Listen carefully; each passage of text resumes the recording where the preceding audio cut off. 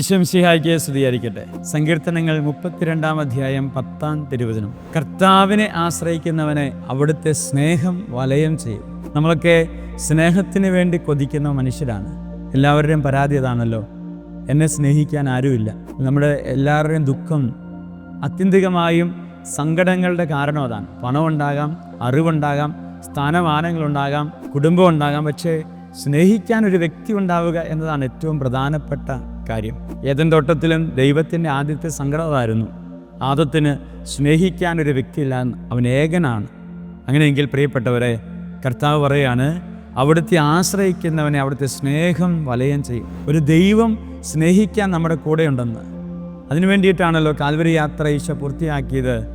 സ്നേഹത്തിന് വേണ്ടി ജീവൻ ബലി കൊടുക്കുന്നതിനേക്കാൾ വലിയ സ്നേഹമില്ല. ഒരു ദൈവം തൻ്റെ ശരീരത്തെ മുറിച്ച് നൽകി സ്നേഹിക്കുന്നുണ്ട്. ആ സ്നേഹത്തെ നമുക്ക് മനസ്സിലാകാതെ പോവുകയാണ്. ഒരപ്പമായി എൻ്റെ ഉള്ളിൽ കടന്നു വരുന്ന ദൈവിക സ്നേഹത്തെ മനസ്സിലാക്കാതെ ജീവിക്കുമ്പോൾ നമുക്ക് പരാജയമാണ്, പരാതികളാണ്, പരിഭവങ്ങളാണ്. അത് നമുക്ക് അവസാനിപ്പിക്കാം. നമുക്കായി മുറിയപ്പെടുന്ന ജീവൻ നൽകുന്ന ഒരു സ്നേഹം നമ്മുടെ കൂടെ ഉണ്ടത്രേ. അവൻ്റെ പേര് ദിവ്യകാരുണ്യമെന്നാണ്. ആ കാരുണ്യത്തെ, കരുതലിനെ മനസ്സിലാക്കി ജീവിക്കുവാൻ കരുണയേകണമേ നമുക്ക് പ്രാർത്ഥിക്കാം. ദൈവം അനുഗ്രഹിക്കട്ടെ. ആമേൻ.